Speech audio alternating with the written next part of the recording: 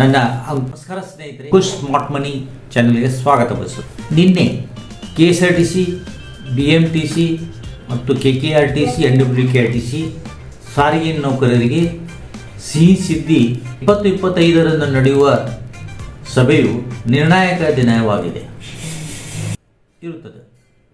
ನಿನ್ನೆ KSRTC MD, KKRTC, NWKRTC ಹಾಗೂ BMTC MDಗಳು ಸಾರಿಗೆ ನೌಕರರ ಸಂಘಟನೆಗಳಿಗೆ ಮತ್ತು ನಿಗಮದ ಅಧ್ಯಕ್ಷರುಗಳಿಗೆ ಸಭೆ ನೋಟಿಸ್ ನೀಡಿದ್ದಾರೆ.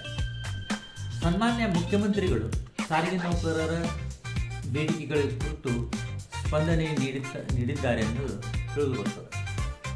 ದಿನಾಂಕ 26/11/2025ರಂದು ಸಂಜೆ 4 ಗಂಟೆಗೆ ವಿಧಾನಸಭೆಯಲ್ಲಿ ಸಾರಿಗೆ ನೌಕರರ ಬೇಡಿಕೆಗಳ ಕುರಿತು ಮೀಟಿಂಗ್ ಕರೆದಿದ್ದಾರೆ. ಜಂಟಿ ಕ್ರಿಯಾ ಸಮಿತಿಯ ಮುಖಂಡರಾದ ಅನಂತ್ ಸುಬ್ಬರಾವ್ ಹಾಗೂ ಹಲವಾರು ಮುಖ್ಯ ಮುಖಂಡರು ಮತ್ತು KSRTC ಒಕ್ಕೂಟದ ಅಧ್ಯಕ್ಷರಾದ ಶ್ರೀ ಚಂದ್ರು ಅವರು ಭಾಗವಹಿಸುವ ನಿರೀಕ್ಷೆ ಇದೆ.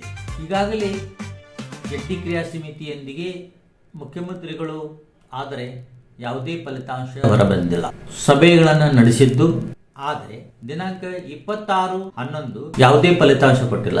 ಈಗ ನಡೆಯುವ ಸಭೆಯು ಒಂದು ನಿರ್ಣಾಯಕ ಫಲಿತಾಂಶ ಕೊಡುವ ಕಾರಣ ಈ ಹಿಂದೆ ನಡೆದ ಸಭೆಗಳು ಉದ್ದೇಶ ಸನ್ಮಾನ್ಯ ಮುಖ್ಯಮಂತ್ರಿಗಳು ಸಾರಿಗೆ ನೌಕರರ ಸಮಸ್ಯೆ ಬಗ್ಗೆ ಹರಿಸಿರುವುದು ಒಂದು ಸಂತೋಷದ ವಿಷಯ.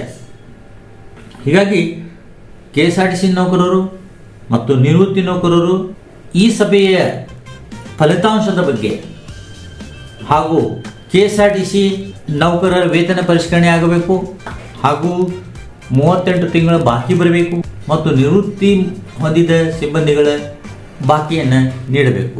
ಆದ್ದರಿಂದ ನಾನು ಈ ವಿಡಿಯೋ ಮೂಲಕ ಸನ್ಮಾನ್ಯ ಮುಖ್ಯಮಂತ್ರಿಯಲ್ಲಿ ಕೇಳಿಕೊಳ್ಳಂದರೆ ಸಾರಿಗೆ ನೌಕರರ ಹಾಲಿ ನೌಕರರ ವೇತನ ಪರಿಷ್ಕರಣೆ ಮಾಡಬೇಕು ಮತ್ತು ನಿವೃತ್ತಿ ನೌಕರರ 38 ತಿಂಗಳ ಬಾಕಿಯನ್ನು ಅವರಿಗೆ ಕೊಡಬೇಕು ಅಂತ ಈ ವಿಡಿಯೋ ಮೂಲಕ ಸರ್ಕಾರಕ್ಕೆ ಒತ್ತಾಯಿಸುತ್ತೇನೆ.